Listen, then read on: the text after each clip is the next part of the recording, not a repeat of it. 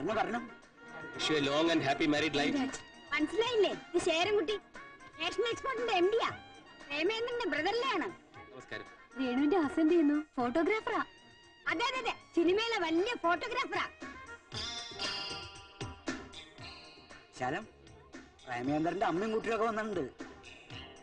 Gopala, innate ചെയ്യാത്ത പലരും കയറി വരും. നോക്കിയും കണ്ടു വേണം അകത്ത് വിടാൻ കേട്ടോ.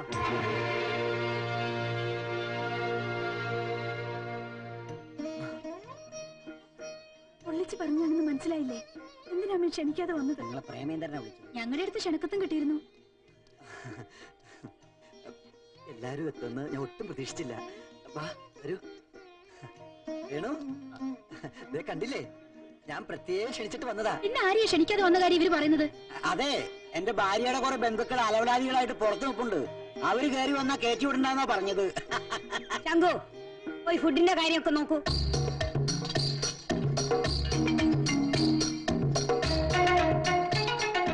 ഇത് കണ്ടിട്ട് എനിക്ക് മണ്ണിരേ ഓർമ്മ വരുന്നു.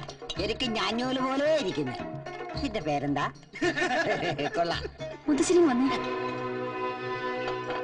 അവസാനം കഴിച്ചാ മതി, വെറുതെ ആളുകളെ കൊണ്ട് അതും ഇതും പറയിപ്പിക്കാൻ.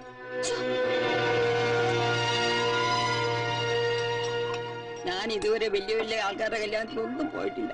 നാട്ടില് നാക്കലയിട്ട് സദ്യ വിളമ്പും. ഞാനതൊരു പിടിപിടിക്കും. ഇവിടെ ഉണ്ടാക്കിയതൊന്നും തിന്നാൻ പോലും എനിക്കറിയില്ല. ഞാൻ കാരണം അവർക്ക് മോശമായില്ലേ? എന്റെ മുത്തശ്ശ, ഇവിടുന്നൊക്കെ ഭക്ഷണം കഴിക്കുന്നതിന് മുമ്പ് 2 എണ്ണം വീശണം. അപ്പൊ ഒരല്പം തൊലിക്കട്ടി കിട്ടും. ഞാനും കൂടാ. പിടിച്ചേ.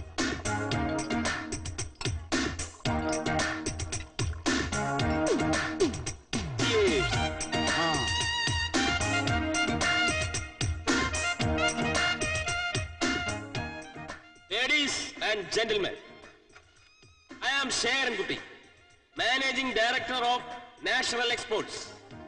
കൂടുതൽ എന്ത് പറയാനാ, ഞാൻ 2 എണ്ണം വീശിയിട്ടുണ്ട്. ക്ഷമിക്കണം. നിങ്ങളോട് 2 വാക്ക് സംസാരിക്കാൻ വേണ്ടിയാ ഞാൻ സ്വയം പരിചയപ്പെടുത്തിയത്. ഇവിടെ പ്രേമേന്ദ്രന്റെ അമ്മായിയമ്മ, ഓ എന്താ അവരുടെ പേര്, ഒരു വല്ലാത്ത വിശാലാക്ഷി. വിശാലം, മിസ്സസ് വിശാലം. ഓ മിസ്സസ് വിശാലം. അവരിവിടെ പലരെയും പരിചയപ്പെടുത്തുന്നതും സ്വീകരിക്കുന്നതും കണ്ടു. പക്ഷെ മനഃപൂർവ്വം ഒരാളെ മറന്നു, എന്റെ അമ്മായിയമ്മേ. അപ്പൊ നിങ്ങൾ ചോദിക്കും, എന്റെ അമ്മായിയമ്മ ഇവിടെ പരിചയപ്പെടുത്തേണ്ട പ്രസക്തി എന്താണെന്ന്. ഈ പൊടി, എന്റെ അമ്മായിയമ്മ എന്ന് പറഞ്ഞത് നിന്റെ അമ്മയാ. നിന്റെ അമ്മയെ പരിചയപ്പെടുത്തുന്നത് എനിക്ക് അഭിമാനമാ, നാണക്കേടല്ല. ടീച്ചറമ്മ, ടീച്ചറമ്മ എവിടെ? ടീച്ചറമ്മോ, ടീച്ചറമ്മേ ഇവിടെ ഉണ്ട്. ഇങ്ങോട്ടൊന്ന് വന്നേ.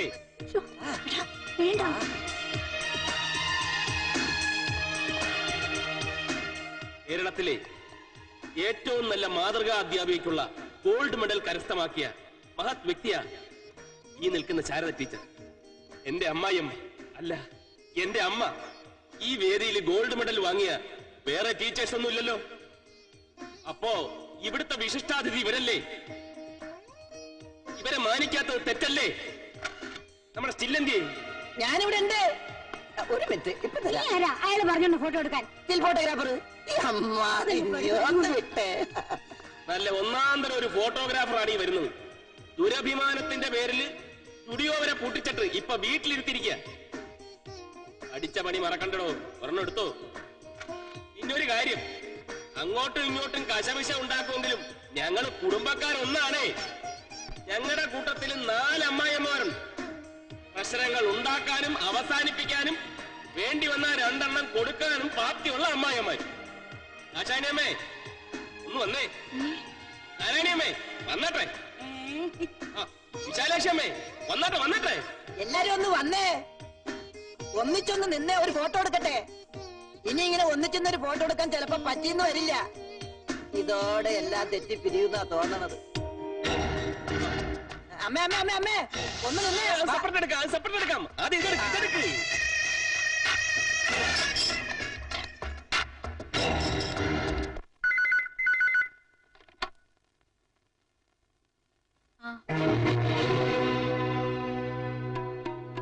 സുലോചന എപ്പോ വന്നു?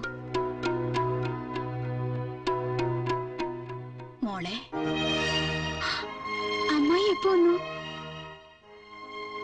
ഒക്കെ കേമായിട്ട് നടന്നല്ലേ? രഘുവേട്ടന്റെ പെണ്ണ് സുന്ദരിയാണെന്ന് ഞാൻ അറിഞ്ഞു. വന്ന പാടെ അങ്ങോട്ട് വരണമെന്ന് കരുതിയതാ. അച്ഛൻ പറഞ്ഞു വേണ്ടാന്ന്. മോളെ, രഘുവിന്റെ ഭാര്യയായിട്ട് എന്റെ മനസ്സിൽ ഒരു മുഖയുള്ളൂ, അത് നീയാ. ഞാനും ആശിച്ചു. ദേ, ഇതൊക്കെ കണ്ടോ? എന്റെ കല്യാണത്തിന് വേണ്ടി വാങ്ങിയതാ.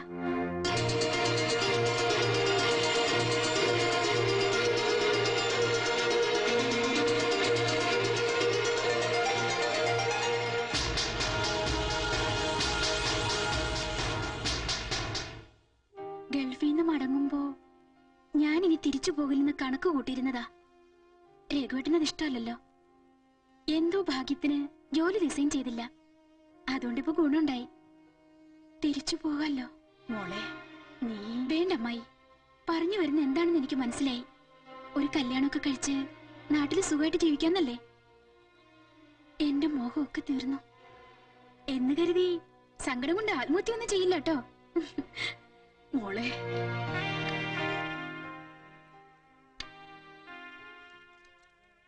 ഈ വാച്ച് രഘുവേട്ടന് കൊടുക്കണം. ഒരു ചെറിയ ഗിഫ്റ്റ്. ഈ സുലോചന സന്തോഷത്തോടെ തന്നതാണെന്നും പറയണം. രഘുവിന്റെ ഭാര്യയായിട്ട് നീ തന്നെ എന്റെ വീട്ടിലേക്ക് വരും.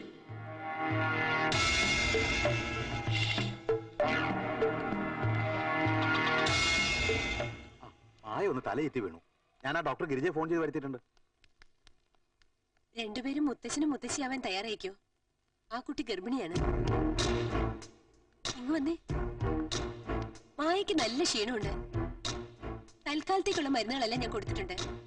ആ കുട്ടിയെ പ്രത്യേകം ശ്രദ്ധിക്കണം. ദേഹം അധികം അനങ്ങരുത്. ഒരു ജോലിയും ചെയ്യാൻ അനുവദിക്കണ്ട. നാളെ ആശുപത്രിയിലേക്ക് കൊണ്ടുവരണം. വിശദമായ ചെക്കപ്പ് ചെയ്യാനാ. ടാക്സി പിടിച്ചു കൊണ്ടുവന്നാ മതി. എന്റെ നോട്ടത്തിൽ നിങ്ങളുടെ രഘുമോന് ഒരു 5 ലക്ഷവും 100 പവനും ഒരു മാരുതി കാറും ആര് കണ്ടാലും കൊടുക്കും. കുറച്ച് കാശ് കിട്ടിയ കൈപ്പ് ഇല്ലല്ലോ. പെണ്ണ് ഗർഭിണിയായ പിന്നെ ഒന്നും നടക്കുന്നു വിചാരിക്കണ്ട. നിങ്ങൾ ബുദ്ധിപൂർവം കരുക്കൾ നീക്കിയാൽ നല്ല ഒരു തുക മേടിക്കും. അമ്മ എന്താ ഇഷ്ടത്തിരുന്ന് ആലോചിക്കുന്നത്? ഒന്നുമില്ല. നിനക്കൊരു കുഞ്ഞുണ്ടായ എങ്ങനെ വളർത്തണമെന്ന് ആലോചിച്ചോണ്ടിരിക്കുക. ആ പിന്നെ രാവിലെ ഒരുക്കോ, നമുക്ക് നാളെ ആശുപത്രി വരെ പോണം. നിർത്ത്. ഇതിലെ എങ്ങോട്ടാ പോണത്? ആശുപത്രിയിലേക്ക്. ആ 5 രൂപ കൂടുതൽ കിട്ടാനായിട്ടേ ഈ വളഞ്ഞ വഴിയെ പോണോ? ഇതിലെ പോയാ മതി. ഈ കുണ്ടുകുഴിയുടെ വഴിയോ? അത് ഞങ്ങൾ സഹിച്ചോളാം. താ പോടോ.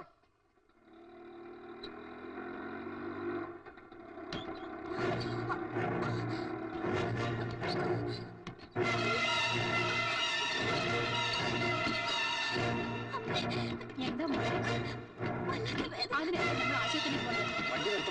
ഒരു ലോറി വണ്ടിയിലിരുന്ന് കരയുമ്പോഴാണോ വണ്ടി നിർത്തുന്നത്? വേഗം ആശുപത്രിക്ക് കൊണ്ടുപോകണോ? ഇപ്പൊ എല്ലാം ശരിയായി. മോള് കരയാതിരിക്കും.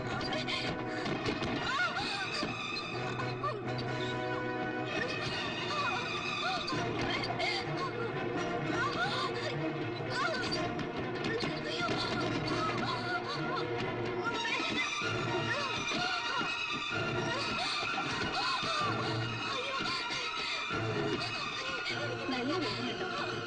സാരമില്ല മോളെ, നമ്മളിപ്പോ ആശുപത്രിയിൽ എത്തൂലേ.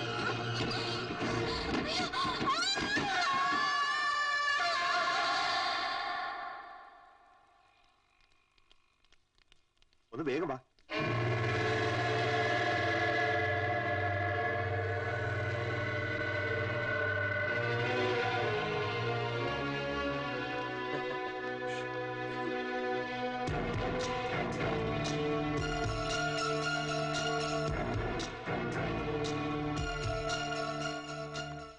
എന്താ, എന്ത് പറ്റി? എന്റെ പൊന്ന് സാറേ, ഈ പെങ്കൊച്ചിനെ കേട്ടിട്ട് ആ തള്ള എന്നെ കൊണ്ട് കുണ്ടുകുഴിയുള്ള വഴി കൂടെ വണ്ടി ഓടിപ്പിച്ചു. അലസിന്നാ തോന്നുന്നത്. അത് നിനക്കെങ്ങനെ അറിയാം? രക്തം പോയത് കണ്ടില്ലേ? പെണ്ണുങ്ങൾക്ക് രക്തം പോണെന്ന് അന്വേഷിച്ചു നടക്കാതെ വണ്ടി എടുത്തിട്ട് പോടോ. അതിന് എന്നോട് ചൂടാവുന്ന എന്തിനാ? ആഹാ. ഡോക്ടർ, ഞാൻ ആ കുട്ടിയുടെ റിലേറ്റീവ് ആണ്. എന്ത് പറ്റി? It's A habitual abortion. ദേഹം അനങ്ങാതെ സൂക്ഷിക്കണം ഞാൻ പ്രത്യേകം പറഞ്ഞിരുന്നല്ലോ. ഓട്ടോയിൽ കയറ്റി കൊണ്ടുവന്നുകൊണ്ടാണോ? ടാക്സി പിടിച്ച് വന്നാൽ മതി, ഞാൻ പ്രത്യേകം പറഞ്ഞതാ. എന്തിനാ ഇത്രയും ക്രൂരത? നിങ്ങൾ ഒരു അമ്മയല്ലേ? താൻ എന്തോന്നായി പറയണത്? ഞാൻ മനസ്സാവാച കർമ്മണ, അല്ലെങ്കിൽ തന്നെ തനിക്കെന്നെ ഇത്രയ്ക്ക് തണ്ണം. ഞാനും കൂടെ മുൻകൈ എടുത്താ ഈ കല്യാണം നടത്തിയത്. തനിക്ക് ഇതിൽ നേട്ടമുണ്ടായി കാണും. വൃത്തിയോട് പറഞ്ഞാലുണ്ടല്ലോ.